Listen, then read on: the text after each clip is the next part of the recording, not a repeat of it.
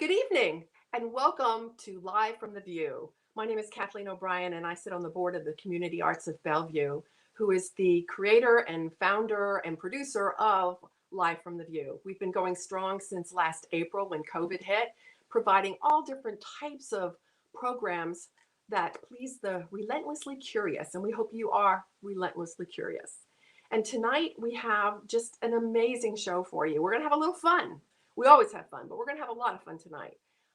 March 14th, which is coming up, is Pi Day, and that is P-I. Now, pi is the 16th letter of the Greek alphabet, and it also is defined as the relationship, the ratio of the circumference of a circle to the diameter of a circle. But we're not going to get into that stuff. We're just going to be dealing with round things like baked pie and amazing baked pies by these two lovely women, Christi, Dortch, and Kimberly Darlington, who are the Spiced Gingers. They have been working relentlessly for years in their careers in the arts, supporting other artists. Now they've created their own art, which is pie. So please, without further ado, let me introduce you to Christi, Dortch, and Kimberly Darlington, our Spiced Gingers. Hello. Hello. So we are the Spice Gingers, as Kathleen said. I'm Christi Dortch. I'm Kimberly Darlington. And we are very honored to be with you tonight. So a little bit about us, though Kathleen gave us a lovely introduction. Thank you for that, Kathleen. I've been baking for decades. I'm not going to tell you how many because I'll tell you how old I am. But I've been baking for a really, really long time. But the one thing I never had the guts to try was pie. It just seemed daunting to me. And then COVID hit. And I asked my best friend in the world, who is a master pie maker, could you please come babysit me and teach me how to make pie? So you have an interesting relationship here in that I am relatively new to pie. And I've been doing it probably for about 10 or 12 years. And the funny thing is that Christi asked me to bring her pie, to help her make pie. And I did that with my mother about 10 to 12 years ago. So at work, we're having a pie day and everybody was making pie and they were going to be judged. So I called my mother and I said, Mom, can I make pie? And she's like, yeah, it's easy. And I'm like, no. Can I, your daughter, you know me, I don't cook very often. Can I make pie? She's like, Kim, it's easy. I'll give you the easiest recipes. You'll be just fine. She failed to tell me to shield my edges. So my pie, while beautiful, my edges were burnt. So it was called So Darn Good You Don't Care the Edges Are Burnt Pie. And that's lesson number one, because it doesn't have to be perfect and it won't be perfect. And it's okay because it's still pie. Don't be scared. Just jump in. Learning is half the fun. There's no reason to be scared. And also, don't feel like you have to recreate the wheel. There's these great things out there called Google and Pinterest and Instagram. And there's people who are doing this all over the place. There's great cookbooks. We've probably invested in 10 or 12 ourselves since we've been cooking pies.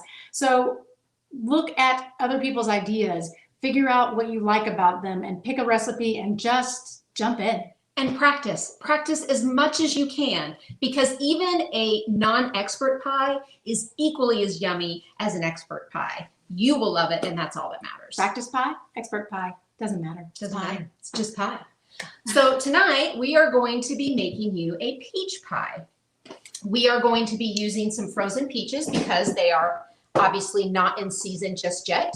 And we are going to be using a store-bought crust because it is easy. And we like Pillsbury. Yep, it's right up. We like Pillsbury. We think it actually makes the best crust. And Pillsbury, if you're watching, we'll take crusts. We'll work with them. Thanks. So part of the reason we're using frozen peaches, as Kim mentioned, is that it's not in season. And the great thing about frozen fruit is you're going to get fruit at its highest moment that's been frozen, and you can use it any time of year. So we believe a lot in frozen fruits, and we're going to show you something that you might not see on other people's baking shows, but we're not that egocentric about it. No, it is pie is pie. So when you have frozen fruit, you can have a mix like this. So these came out of the same bags. They were frozen this morning.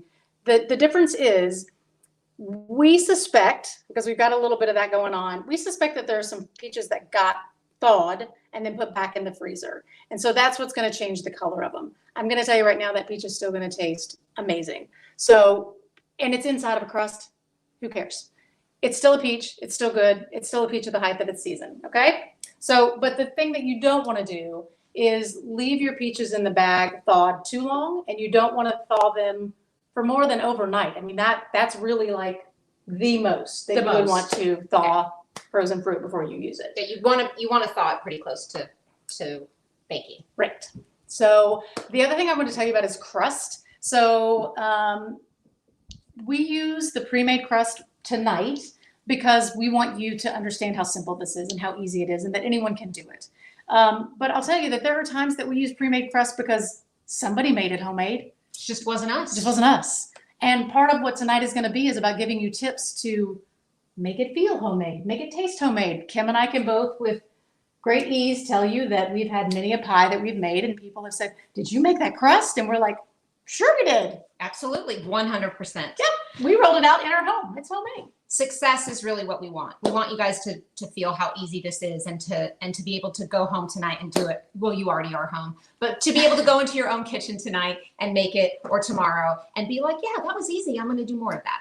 So throughout the night, we're going to give you some of our favorite tips, and we're going to start with 3 of them right off the bat. So the first one is read the instructions.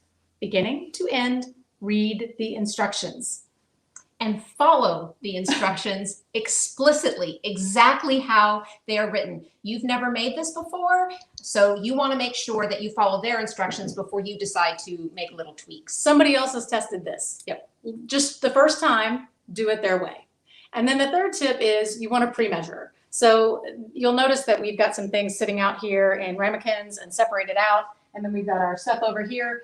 Part of this is not just because I'm a little bit anal retentive, but the other part is the last thing you want to do is get 30 minutes into making a pie and realize I don't have any eggs. What? Or vanilla. Or crust. You know, the grocery store is just not that close when that happens. So put it all out. Make sure you've got everything. It will save you some stress later on. Okay, so those are our first 3 tips of the evening. Well, we're going to now start kind of working with getting our pie together. So we've done a few things in advance. As I showed you just a minute ago, we've already thawed our peaches because that's a couple hour process. Because what you want to do is you want to put them in a colander and you really want to let all that water that's a result of being frozen drain off, because peaches, a lot of fruits they have a tendency to be a very wet pie. And so you need to get as much liquid off of them as absolutely possible. So these have been sitting here, they've thawed, all the water's come off of them. And the first thing that we're going to do is we are going to whip. We're going to whip our peaches. So whipping the peaches is, I've got a colander sitting over a pan. And I'm going to take a mixture. Put it in the bowl first. Put it in the bowl. No, so whipping it. We're just going to stir it. This one. Oh, I would stir it in the bowl. Oh, hey, see, this is live TV. This is what friends do. So this is salt and sugar mix, not much salt, but you may think, why am I putting salt in peaches? So salt you'll find are in a lot of recipes, especially a lot of dessert recipes, because what it does is it actually amplifies the flavor. And so this will help pop the flavor as we put the whole pie together. So I'm literally just going to put this on here and I'm going to stir it together. And then I'm going to make sure that every little peach gets coated and every bit of sugar gets out of there. And so what's going to happen is that this is now going to sit here. And once again, remember, read the instructions beginning to end, because this process takes 20 to 30 minutes. Because what's going to happen is that sugar is going to act in salt and going to activate those peaches again, and they're going to start putting off some liquid. So we're going to now set this aside, and we're going to move on to... So our peaches are crying in their strainer. So we are now going to actually roll out our first pie crust and get it in the dish. So I'm going to, my pie crust has been out for a little while to get to room temperature. It's much easier to roll out and to deal with if it's not uber cold. We're going to put some flour on our little countertop. People use many things to roll out pie dough. There's like cloth that you can use. There's sheets that are kind of plastic that have sizing on them. We just use a counter. Works just as fine. And you're going to roll out your pie dough. And Well, Kim's got a couple of different rolling pins here to show you. There's several different versions of this. So it kind of is what you like. You want to figure out what rolling pin. This happens to be one my mom gave me. So I happen to like it because the center rolls, but the end stays the same. This, you're rolling the whole piece. Nothing actually shifts. And then they have other ones. I mean, Kim and I found rolling pins that are actually decorative. They have embossing in them. So they create a pattern on the crust if you really want to get fancy. But we're going to choose that one tonight. So you don't really want to overwork your dough, whether it's homemade or out of a box. You just really want to roll out just a little bit. And you want to roll from the center up, from the center down. Then you can just flip it a little bit. Again, center up, center down. And just get it to a size that you want to put in your pie. So, and that's one of the things that you're doing. So this is one of the things that somewhat make it homemade for us, is that as you're doing this, you can be adding things to the crust. And this is a much later thing, but we'll talk about how you can make that homemade just in this crust. But Kim's got to get it big enough to actually fit in this shell on the sides, the top, and the bottom. And that crust started out probably only fitting a part of the bottom and the middle of the pan. So we've got to get it big enough that it has an overhang, and she'll show you why in just a second. We have a question about when do you blind bake a crust and when do you not? I think that is personal preference. Blind baking a crust it's tricky because you are pre-baking a crust only a portion, and then you're putting all your stuff in it and you are putting it in the oven. So sometimes it can get a little overdone. You got to be really careful. A lot of people par bake crusts for fruit pies because, again, you're trying to get your crust so it doesn't get soggy. We think we have some really great tools that will help with that as well. And I found out the hard way. You really don't par bake or blind bake a pre-made crust. They're just the way they're put together. What it does is it just becomes a gelatinous mess in the bottom of the pan. But if you're making a homemade crust, that's when you're looking at, is it a flaky crust? Am I trying to seal it? Am I trying to make sure that it's not too wet at the end? These are all things that you test, and that really comes in play when you're dealing with a homemade crust. Yeah. This pre-made crusts really don't have any butter in them. They're pretty just shortening. So it behaves differently in a pan. But we're going to give you tricks so that you don't have to worry about it shrinking or being wet. Yes. Fingers crossed. Okay. So I'm actually going to spray Kim's pan down. We like Baker's Joy because it actually is a spray that has flour in it. And so we're just going to do a light coating on it. Make sure that's all down there. Okay. And then I am going to roll the crust onto my pie plate. You can roll it around the pan, kind of like I have, and just roll it straight on your pie crust, on your pie dish. And you're just going to sort of arrange it so that it's in the pie, in the dish, fairly in there. It doesn't have to be perfect, but you do want to make sure it's sort of hanging over the edges as straight as you can get it. Go ahead. And while Kim is doing that, I just want to, I don't know if this question will come up later, but so we have a lot of different pie pans or pie dishes that we've collected, and they really do have different uses.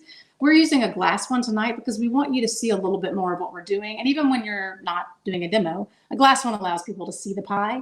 So that's kind of fun. These two are ceramic, and then you can also have a metal pan. They all cook differently, so you want to learn how things conduct in your oven.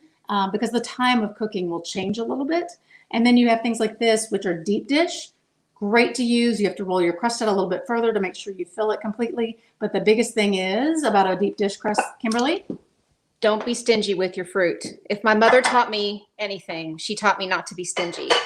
Fruit tends to also shrink when you bake it. So you want to make sure you have plenty of fruit. You can never have too much, really. I think this is when more is just more. More is just great. More is just great. Yes. So we have our crust in the dish. One of the things that we have found that help with avoiding a soggy bottom is to put egg white. So we're just we have some egg white in here. We beat it up a little bit. We told it it's bad. Just kidding. We beat it up. And we're just going to literally brush the pie with the egg white. This is going to help seal the bottom crust a little bit so that when all those juices start baking in your pie, it has a barrier and it doesn't go through and make a soggy crust. So we're just going to put a little bit of egg white in it, and then we're going to put it in the refrigerator. You really do want a firm pie crust. It bakes better if it's a little colder. Once you put it in the oven, it will bake more even, I think, if it's just a little bit cold, particularly if you have an all butter crust. Butter needs to be chilled, particularly when you're baking it. You want it to be chilled first. You don't want it to be really warm. So we're going to put it back in the, did I say oven? We're going to put it back in the refrigerator and let it cool down. Yep. Yes. Yep. So while Kim is putting that back in the fridge, and don't forget the bottom crust, Laura there. Yep. So one of the things that I'm going to tell you is about preheating the oven. This may sound silly and elementary, but we found out just today that some people don't know certain things about the oven that are helpful tools. So one of the things we're going to do is, so now is when we would preheat the oven. And my trick to you is that when you hear the ding of your oven telling you it has gotten to temperature, don't put something immediately in the oven. You really want to give it another 5 to 10 minutes for that heat to circulate throughout the oven, to not just be warm at where the thermostat is of the oven, but to literally be warm on every part of the oven, and it's equally warm throughout. So let it warm. Yes, it may seem early in the process, but trust us, this is the time to turn your oven on. And so the other thing we're going to show you is that pies bake best, especially wet pies, in the bottom third of your oven. And if you don't know what the bottom third of your oven is, Kimberly? I was this years old when I figured this out. So you have a bunch of obviously rings here or edges, tiers. So this is a bottom. So this is your bottom 1/3. This is your middle third, and this is your upper third. So if they're telling you to put it in your bottom third, you're going to put it down here. Also, the closer to the heat, that the crust is going to bake much more evenly and much better from the bottom up, which is where your issue is with the soggy. That's the other reason that we have a pan in here while we're preheating, because we want that baking sheet to warm up with the oven before we put the pie in. And that baking sheet serves two purposes. That baking sheet is going to, one, help heat and radiate heat to the bottom of the pie, because if you think about the physics of the pie, all that ingredient is sitting on the top of it. The thing that's got the most to cook through is the bottom. So that's going to help radiate heat up through the bottom and help with the soggy crust. The other thing is your pie will continue to weep in the oven. It will bubble, toil, and trouble, and it will come over the edges. And the last thing you want is to suddenly smell burning peach sauce on the bottom of your oven and figure out how you're not going to have the fire department at your door. So this helps catch the overflow as well as help with the crust. So next we're actually going to, we are going to, so I've been stirring these. These are the weeping peaches. I've just been stirring them as Kim's been working to keep that sugar moving through. These are already done. These are done. So we're going to put them in a bowl and we're going to add some lemon juice. Lemon is going to open up the fruit, and fruit is really sweet, right? Lots of sugar in the fruit. And so this will allow it to balance the sweetness of the sugar. The lemon helps balance that sweetness. So she is mixing all that wonderful lemon juice. Yep. And then she is going to put the dry ingredients together. So I've got some cornstarch and some cinnamon here. Kim, tell them how we measure cinnamon. Too much is never enough. I think if it asks for cinnamon, always do more. I love cinnamon. So that's cornstarch and cinnamon. That's sugar. This is flour. And then we're just going to mix it together, which may seem like, why do you have to do that? Why can't I just pour it on the peaches? Because you want to make sure that you don't end up with one lump of cornstarch in one part of your peaches and only cinnamon in another part. You want it all to be throughout. So just a quick whisk and you've got that done. Now I'm going to let these sit here for just a minute. Yes, Kim? for just a minute. Yep, And with that lemon soaking in and opening everything up. just gonna put this here for you. Yes, We're thank gonna you, use it thank you. second. So now we're gonna make your top crust. We're gonna make your lattices. You'll get there.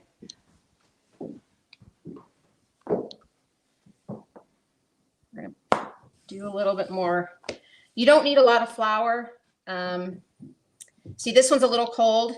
You can kind of tell it didn't roll out as easy. It's a little bit, I don't know, what is that, like crepey? When they talk about crepey skin, that's kind of what you're going to see there. But we're still going to roll it out a little bit. It's just not going to roll as easy as if we had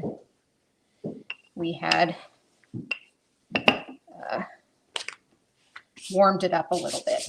I'm going to warm it up with my hands. warmed up a minute, why don't you talk a little bit about when you're doing homemade crust, for those who might be brave enough to try it, what you want to do as far as rolling out and how you want to avoid things you want to avoid.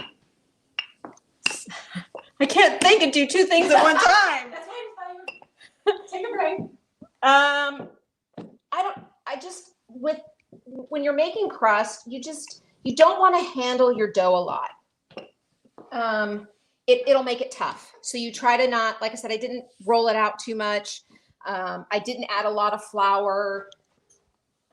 You really want to handle it at least amount as possible. And I'm going to stop you for a minute, and that can warm up for a minute because I forgot a step. So when we took our peaches from this colander, because we had already weeped these, we had already worked through them because we needed to make sure we could get things done in the time that we have for this video. So let me back up for a second. These are the ones that you watched me put the sugar and salt in and mix together, okay? If I move those to the side, I now have all this wonderful juice in my pot, okay? So I'm going to put this pot on the stove, and I'm going to put it on medium to medium high. I want this to come to a nice slow boil, and I mean a very slow boil. You do not want to burn your peach sauce. So a nice slow boil. It's going to take almost 10 minutes. That's pretty consistent. Yeah, Kim, it's 10 minutes. Mm-hmm. Yep. And you're just going to keep it there, and you're going to stir it. You're going to continuously stir it. You're going to stir it and stir it and stir it. And what you're going to end up with is peach syrup. Doesn't that look yummy? So in a minute, in these peaches that we put our lemon juice in and that we're eventually going to put the dry ingredients in, we're going to also put this in. And it's just going to bring everything together, and it's going to make it all sticky and gooey. And yes, you'll see in a second. But I wanted to make sure you understood that this becomes this. Magic. Magic. It's magic. Okay, so I've got some lattice cut, as you can see. I particularly like large lattice. It's much easier to deal with. So these are, I don't know, an inch or so wide. Some people use a ruler to cut them so that they're perfectly straight. I don't do that. I live on the wild side, so we're just going to cut them. You do want to make sure you have a sharp knife, though, because the last thing you need is that knife to drag across the dough. So be kind to your knives and sharpen them. So we've got them cut out, and we are going to assemble our pie and eventually get them on there. So wide lattice, I think, is much easier to deal with. Little small ones, it's harder to work with them. Your hands warm up, the crust warms up, it's harder to move around. So I think bigger is better, and I think it's also much prettier. So I think we have a question. we do. So is homemade crust worth the effort for fruit pies? Okay, I'm gonna let Kim talk about this as the queen of homemade crust, but I'm just gonna jump in and say homemade crust is always worth it. It's always worth it. It is more effort. It is a little more risky, but it is always worth it. Really, as I said, this year I really started making homemade crust, and I found a recipe that was lovely, and it's actually pretty easy. I think what you get to do with homemade crust is you get to add things. So if, for example, there's cinnamon in the peaches, I could put cinnamon in my crust and make a cinnamony kind of crust. If I'm making a savory pie, I could use garlic or rosemary or salt and pepper, whatever you want. And you can't do that as easily with a pre-made crust. Also butter. The French had it right. Butter is better. It is lovely. It's amazing. So it takes some getting used to. Once you find the recipe that works, though, I think that you'll only go back to pre-made in a pinch. You really will like a homemade crust a lot. Yes. A lot better. And the thing about the butter is, and you do get used to it, and once again, the web is a wonderful thing. Yes. And there are lots of videos out there that can help you understand what's happening and why your crust didn't work, or what you need to do to make sure it's not too wet or too dry or going to be too flaky or mealy. Because for a fruit pie, you want a flaky crust and something tender. that's lighter and going to cook easier. And for heavier pies and custard pies, you want to go for that heavier crust so that it holds it. It holds the weight of it better. But with butter, the thing that you have, it's so interesting chemistry-wise, the things that you have to think about. Do you typically have warm hands? Do you typically have cold hands? My hands were always cold. So butter, trying to get a mealy crust, which is a much smaller butter sampling in your crust as you're working it, is really hard for me because my hands are usually cold. But if your hands are warm, then that's not a problem. But then you also have to think about what's the temperature outside? Is your house kept at a certain temperature? So those things affect as you're working on it. But the big thing is learn what a dry crust, a wet crust, and a good crust look like. Learn the difference between the three. And I will tell you that ice water, a little bit at a time, is a good friend. It is. And when you're practicing crust, we're not making one here, obviously, but I got comfort making crostadas or galettes, which is, of course, the French. But basically, it's just a bottom crust where you put your fruit in the middle and then you fold the edges over. So if it's not pretty, It's a French pizza. it's a rustic pie. It's what it's meant to be. So you can sort of hide all your little mistakes in there. And it's just a good way to start practicing with homemade dough, because it will take time. It is not it's not the easiest thing in the world, which is why pre-made crusts are so much fun. Yeah. So now Christi is going to add the dry ingredients to the peaches and get those stirred. You want to make sure that you are not adding this too early, because you don't really want it to be over wet. And as more and more of those juices sit in that flour and that sugar is what opens up the fruit and has that sort of gets the juices coming out. So you don't want to put this in too early. I like to do it just before you put your peaches or your fruit in the pie. So the key is just to keep stirring, put it in a little bit of time. Don't just glop it all on the top and then hope that you're going to get every peach coated, because it's very important to get every peach coated. And if you see, you can already see the texture of this changing. You can see that flour and that cornstarch really gumming this up.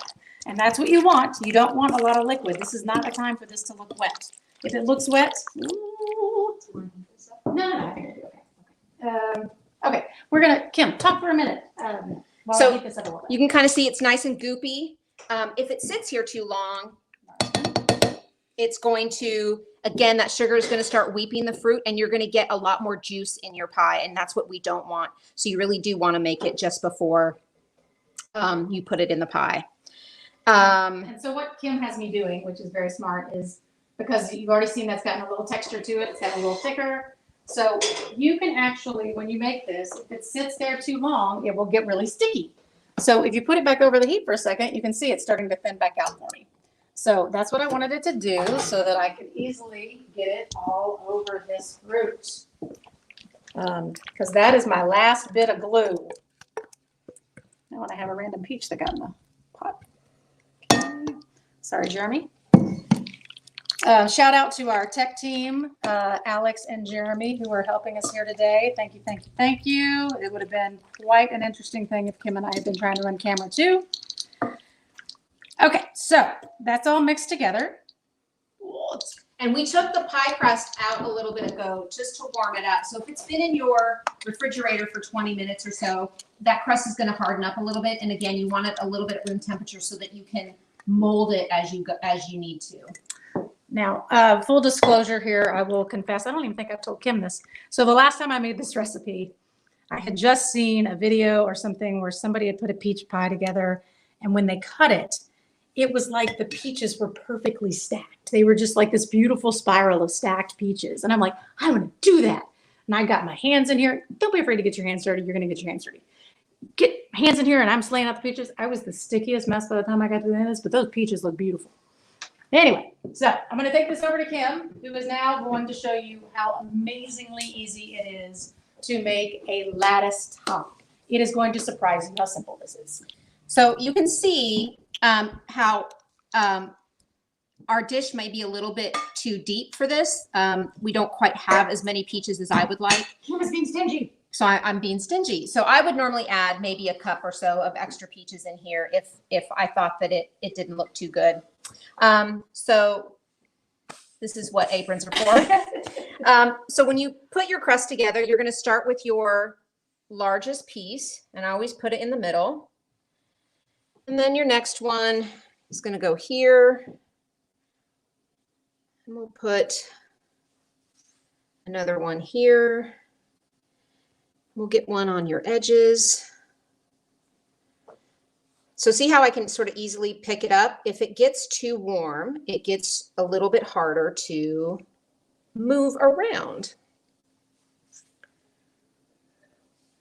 And we're going to turn it. And just like a basket weave, you're thinking about weaving up and down. So we're going to put this in half. It might not be quite in the middle. We're going to put it here. We're going to do this. And we're going to move these. And this.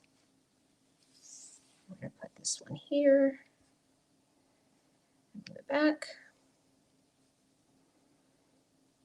I may come back here. We'll see. I'm going to come back here. So since you went under here, you need to go over here.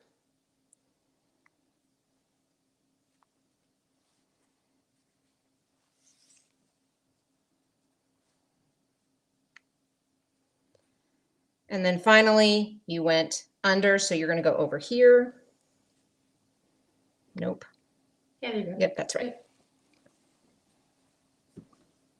Now, while Kim is finishing this up, let me just reassure you of something really quick.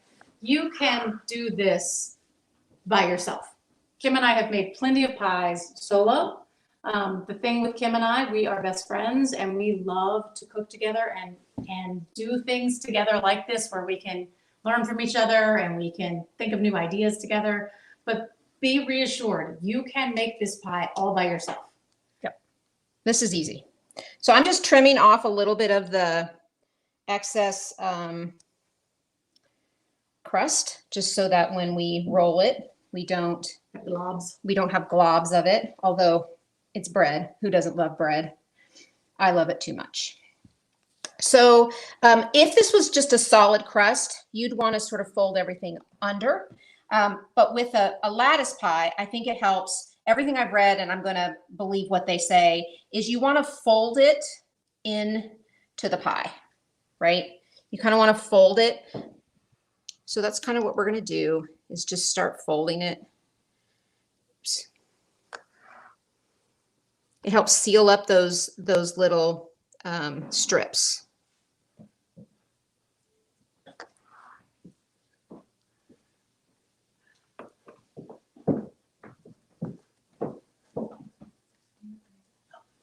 Is that the question? So we have a question. Do you ever name your pies? Well, I did name mine So Darn Good You Don't Care the Edges Are Burnt pie. And we have a few things that the thing about naming your pies is that you then have to be prepared to offer a really good explanation so that it gets people's attention and they know what it is. So we play with our names sometimes, and we haven't really fully named anything, I don't think, yet. No one has deserved to have our pie named for them yet. Just kidding. Just kidding. Just kidding. I should shout out to, I did it earlier, but to my mother, Linda, who is an amazing pie maker. And she really gave me the courage to make pie. I'll never really be able to make pie, I think, as good as she does, but I try to do her justice. Okay, so we've got our pie together here. And I'm going to, oh, no, I guess that did belong there. I'm going to start, this is kind of a little rustic, right? So I'm going to start making a prettier edge. You'll notice that your pie plate, almost all of them, has grooves. Use that to your advantage. I think the easiest edge to make is you put your finger here and then you squeeze together wherever you see a indentation on your pie plate. So we're just going to come around and we're going to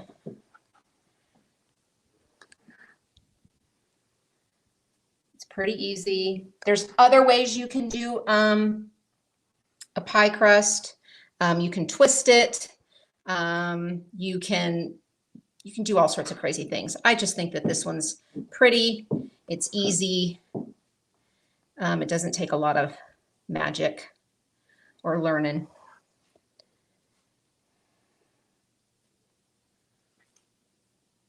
I'll try to go faster. I don't know. You know, you're fine. You're fine. And I like that some of the edges are a little bit thinner or thicker than the others. I just think it makes it more unique and more homemade, not factory, straight out of a factory, which is, I think, what you want. So now we have our pie. You can see it's got this sort of pretty edge on it. Pie crust shrinks a little bit.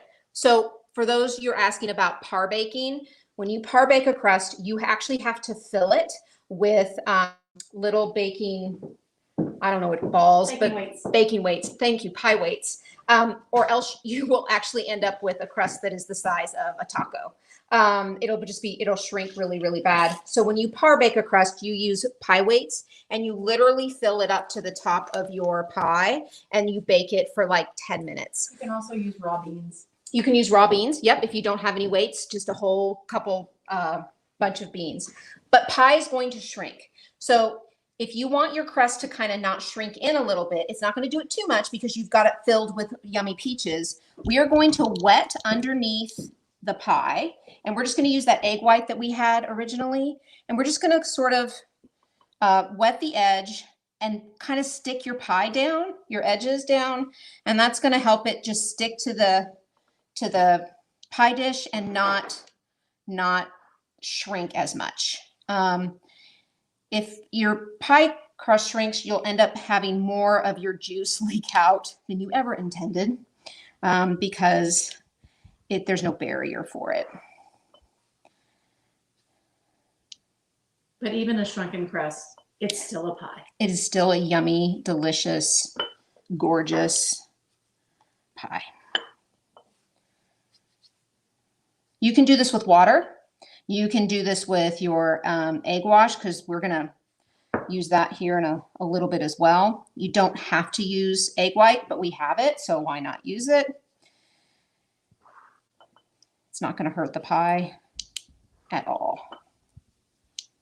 I think I'm all the way through, Christi. Okay. So next what we're going to do is we are going to now make it pretty. Yes, we are. So this is kind of boring, right?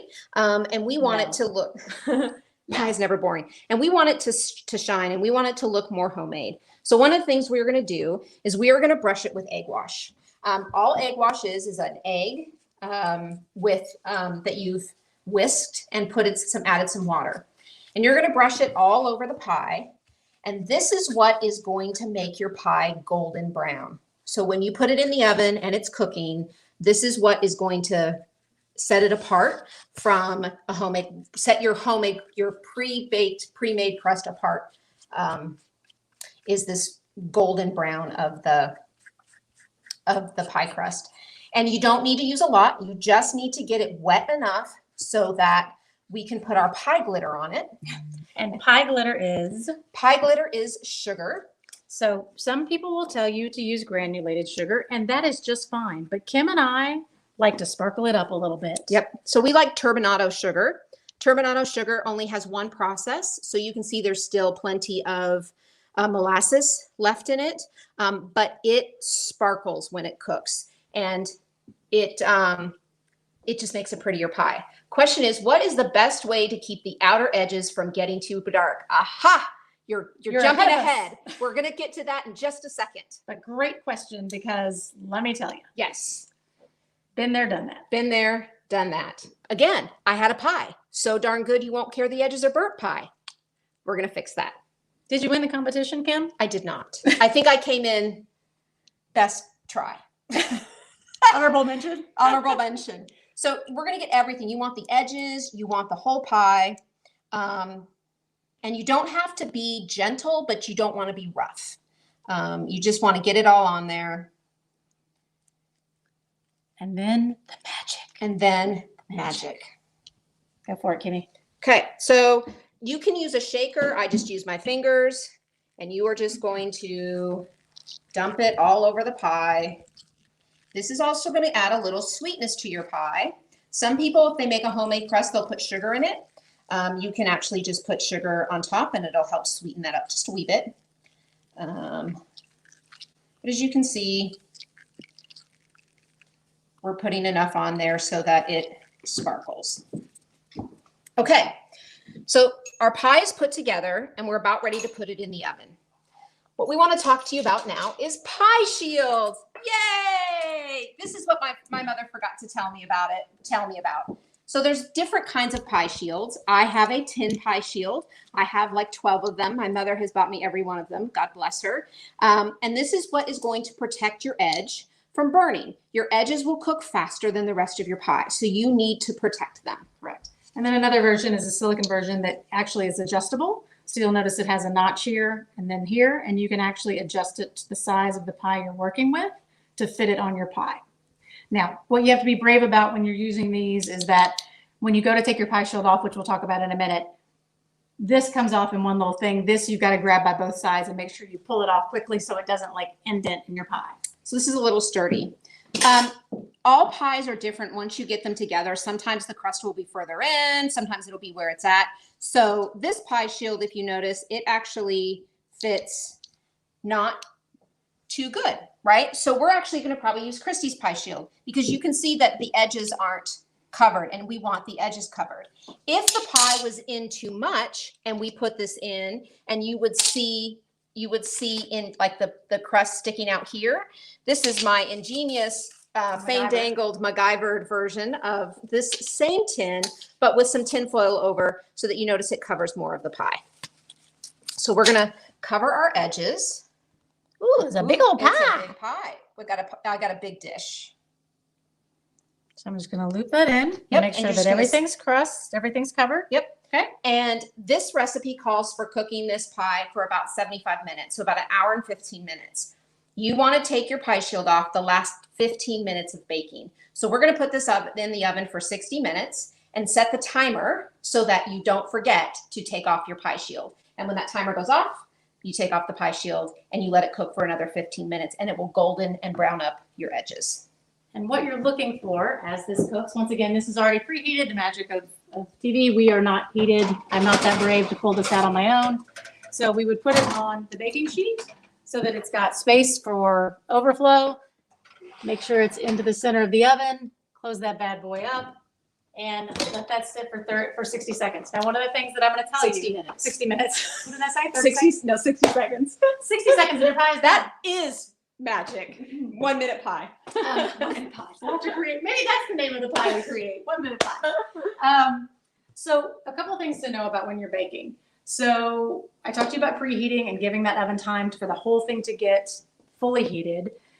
When you are cooking, our recommendation, and I think a lot of people recommend this, don't walk away from your pie. It doesn't mean that you have to sit here and stand by the stove the whole time, but don't, if you have 2 floors, don't go upstairs and clean for an hour. Don't go on a walk where you could get distracted by a neighbor. Don't leave the space where your pie is. The reason is your eyes, ears, and nose are going to tell you everything you need to know about the process of that pie. I say the ears because if you forgot the cookie sheet and it drips onto the floor and your alarm goes off, you're going to hear it and you're going to know what's happening with your pie. But the eyes and nose are so that you can watch and smell what's happening with your pie, because as your pie is cooking, and Kim, I think I have this timing right.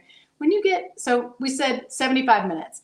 At about 50 minutes, you're going to really start smell that sugar and those peaches, and it's just your kitchen is going to be a place that you're going to just want to stand in for a while because it's going to smell amazing. But it also sort of cues you to, is my oven going to cook faster than the 75 minutes? Is it not giving me that smell until 55 minutes, and so it's cooking a little slower? It just helps you guide you on what's happening.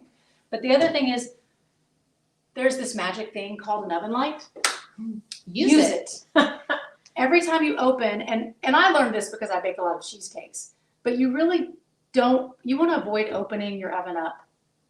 You just don't want to do it. You don't want to do it any more than you absolutely have to. Like, we have to open it so that we can take the pie shield off, and then we have to open it when it's done. And that really needs to be it, unless there's a problem. Through the magic of the light, you can see what's happening with your pie. Even after you get the pie shield off, you can see that it's bubbling, and so you're right there and you're ready to go. You can see how golden brown it is. You've got all those pieces. So try to leave the door closed as much as you can and stay close to your oven so you know what's happening with your pie. Don't get a false sense of hope, because as soon as you walk away, it's not going to go well. So we know our pie is done because the top crust is a beautiful golden brown and it is bubbling. That is a good way to know that your fruit pie is going to be done. So with a little bit of magic and a lot of, I thought we could put it over here again. I cleared this off just so we have the same. and a lot of preparing, we have glitter pie. a pretty lovely golden pie. We would typically never take it out of the oven and turn it to this. Unless you want soup. Yeah. So your pie right out of the oven obviously is really hot. and it is still not firm yet. You want to put your pie, we like to put it on a raised Cooling rack. cooling rack because the air is going to completely flow around it. It's going to cool it faster and more even. You want to let your pie completely cool before you cut it, because all of those juices are going to like harden up and make a very, fingers crossed, very sort of solid, firm pie. Now, since we just said that, and we probably just jinxed ourselves, I'm just going to put out there that getting that picturesque piece of pie, I'm sorry, I'm convinced that people who have this in magazines have shellacked that pie because it is really hard. I'm just going to be, it's so hard to get that perfect slice of pie. Kim is relatively good at it, so I'm going to let Kim handle this part. So we've let our pie cool 100%. It takes a couple of hours to cool. If you are going to eat your pie that day, you don't have to put it away. You don't have to put a covering on it. You can actually just let it sit on your counter and entice you all day long. Eat me, eat me.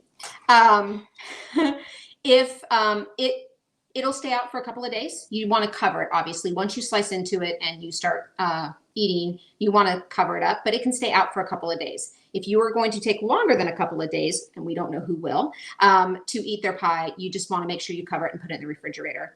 But the longer it's in the refrigerator, the moisture and the coldness from the refrigerator is going to moisten up your crust, so it's not going to be quite as firm. So a couple Still yummy, yeah, but just not quite as, a little soggy. a couple of things about that is that when you put it in the fridge, I highly recommend that you double layer your plastic wrap. So one of the things that's really easy about wrapping your pie is actually put the plastic wrap underneath it first and then wrap over the top and then turn it and do the exact same thing again. What that does is that gives you an extra shield from any moisture getting in there. And then the other trick is when you do that, if you are putting it in the fridge, give yourself a little time to bring it back out of the fridge. Put it in an oven like 275 300. for about 10 to 15 minutes. You can kind of watch it to see what's happening, but that'll help it firm back up and warm back up. You then want to let it cool again so that it can come together, but it helps get the water out of your crust if any condensation has gotten in there at all. It'll help sort of bake it up a little bit. And if you're just putting a bunch of ice cream on it, who cares?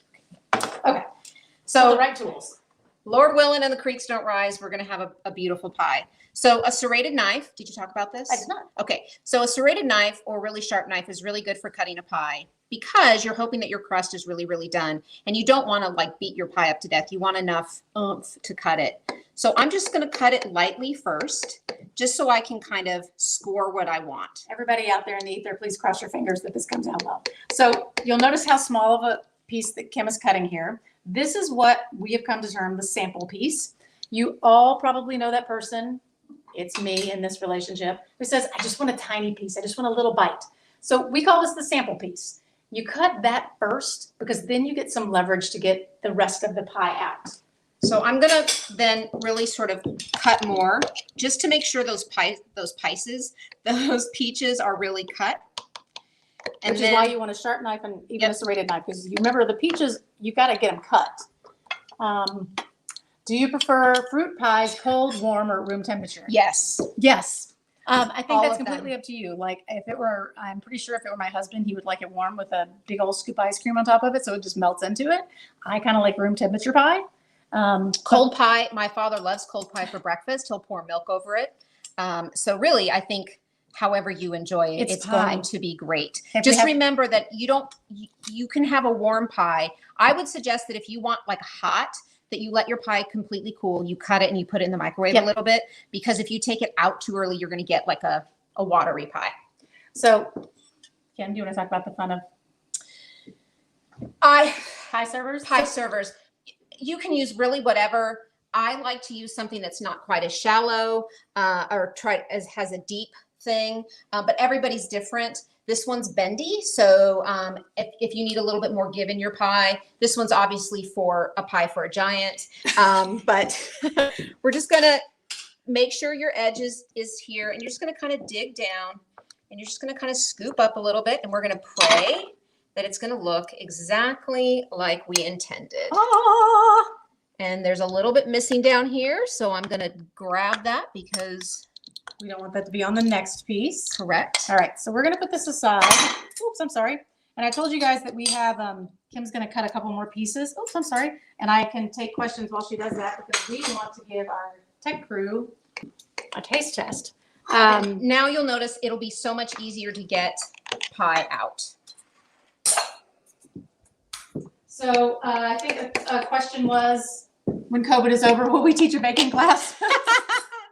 You know what? If after seeing us do this for the last 45 minutes, you're still interested, sure. Kim and I always have a good time with whatever we do. So Yes, we do. Oops, see, I didn't quite get underneath but you can see it's firm, right? It's not, don't leave the crust I behind. know. It's not runny. And that's because we did many things to help, right? We've put the syrup in it. That's going to help it. There's flour in it. Some people use tapioca pudding. But all that kind of stuff to let it firm up. We didn't cut it right away. We did hopefully all the things that we were supposed to do. Oops. That one came out much prettier. How pretty that is. So now you can kind of see the inside of the pie. It's nice and it's firm. Okay, And so I'm we going to hand hope- Jeremy and Alex a piece of pie and have them taste test. While we we try do the to same. answer. Oh, yes, there you go. Okay, we should have smell-o-vision right now. Oh, yeah. Oh, yeah. Yeah, the girl who only wants a tiny bite is probably going to have the whole piece. Just FYI. Wow. Yeah. That is so good. And that's not just because we made it. Maybe I also don't believe in a lot of sugar in pie, in fruit pie. You want to taste the fruit. You don't want to taste sugar. The sugar should enhance your pie. It shouldn't overwhelm your pie. This pie in particular, you can still taste the flavor of all the peaches. You don't just, the sugar is enhancing it.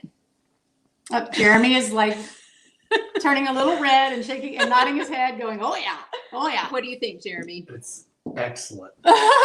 What are the best toppings for this pie? Well, I mean, You I don't like- mean to be ambiguous, but that's sort of your choice. I mean, whipped cream. I have a can of whipped cream in there that my husband would probably empty.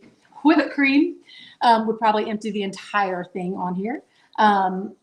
I make homemade whipped cream and I do it with a little bit of cinnamon, which would be really good on here because it would make that flavor pop again. Ice cream, always a Ice good cream. answer. You can, if you think about maybe what goes good with peaches, you could cream, but you could find like different kinds of ice creams. Like maybe you think raspberry and peaches go together. I'm not judging. So you can put some raspberry ice cream with it. Or maybe you like chocolate and peaches. You can put some chocolate. It's really whatever you want. I like plain old nice vanilla ice cream or some whipped cream. Alex, your review. So delicious. Not that we're putting you on the spot or anything like that. Slapping on my jaw. Do you want to You can just ask I was going to say, just ask them. Do you ship your pies? We've not figured that out yet. No one wants this pie upside down to come in the mail. So you, no one has ever heard of an upside down pie on purpose. What is that, Jeremy? This pie's so good. So we don't ship just yet. Maybe someday we'll figure out the way to do it. Maybe one day. Maybe. But come to Nashville and we'll make sure you get one. So one of the things that I did want to go back to, Alex, let us know if we get any more questions, but I don't think we hit on it earlier, is that, so we put lattice on this pie.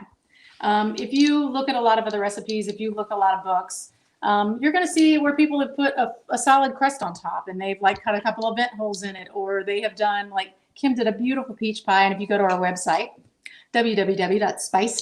www.spicedgingers.com, that is spiced with a D, gingers with an S.com, you will see on the front page a beautiful pie Kim did that instead of lattice, the whole thing was covered with cutout hearts.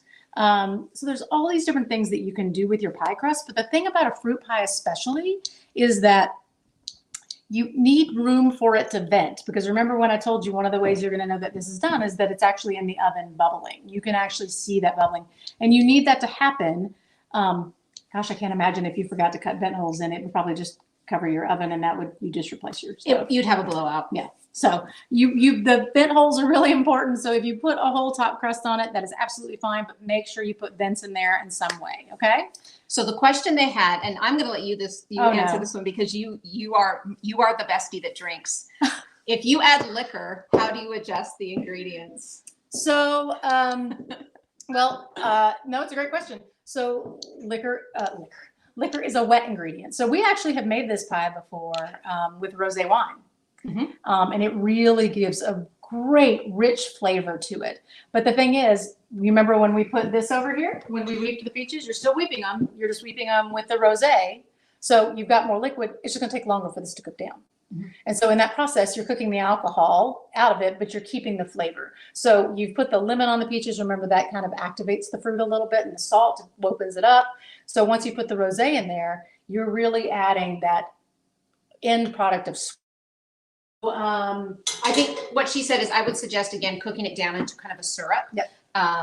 It's going to evaporate. Alcohol evaporates. You're not going to taste it. You're just going to get the flavor, some of that flavoring from it. Yeah, and so I know that I was reading a recipe last week that actually does a peach pie, and they do it with amaretto, which is something I actually want to try because I think those flavors would just be really nice together and really warm. I feel like that's more of a fall pie. That's a really warm flavor. We're getting into spring, which is part of why we chose peach. But yeah, you can put alcohol in there. It's an experiment, but once again, you just got to watch that liquid content. Or you can just drink it eat it with alcohol, glass of wine. Do you make low-calorie pies? Ha! Yes. Yes, and you can't make low-calorie crust. I will tell you that. Nope. Flour is flour is flour. You can use, butter, no matter if it's low-calorie butter, it's really not going to make much of a difference. Where you can save in your calories is the sugar. So you can use like a Splenda or some version of that. Mallows or something like that. Yeah. You have to be careful with that. Sometimes it leaves a little bit of an aftertaste. So how much you use is really important. But I have made plenty pies with Splenda, and they're perfectly fine. It's if you want to be decadent, you just need to go all in. Yeah. And I'll say that if you're really worried about, maybe you're worried about diabetes or any other dietary issue that's keeping you away from sugar, one of the things that I recommend when you're cooking with Splenda or with Sweet and Low or any of those other substitutes, add a bit more cinnamon, add a bit more nutmeg, whatever your spices are that you've put into your pie, whatever flavor it recommends, add a little more of it because it's going to offset that bitterness that might happen at the end. So what you want is not the sweetness, you want the spice. Alex, any other questions? No? Kim, do we have any other great tips we want to throw off to people? Or I don't know if Kathleen or... Oh, I know. I think I was saying this to her earlier. It's a little cheesy. I'm the cheese person here. No, you're not. But I'm not. I actually do not like cheese, but I'm cheesy. When you really want to just love what you're doing. You want to have fun with it because I believe that when you make something, a little bit of who you are goes into your pie. So somebody is going to say, Kim, I loved your pie. It was so amazing. Can I have the recipe? And I'm going to be absolutely, here you go. But it's never going to taste exactly like mine because I made it, and a little bit of me and what's on my hands is going to get into that pie. So I think the more, if you love it, your pie will be the better for it because the love will seep into the pie. My mother used to say when she was cutting onions, and she was crying a lot, that that must have been an angry farmer. You don't want to be an angry baker. No. So have fun. Put your love into it, and it'll come out great. And don't try to be perfect because we made this pie today, and we just did another one that we're going to cook later on. They're going to be different. There's no way around it. They're going to be different. Every time you do it, it's a little bit different, and it's okay. It's still pie. It's still going to be delicious, and you're going to enjoy it. And we had a question about what our spring offerings are. Once again, I'm going to point you to our website, spicedgingers.com. We do have some Easter offerings up and an order form that you can put your order in. Please go there. We have a fantastic, one of my new favorite pies, which is our lemon blueberry.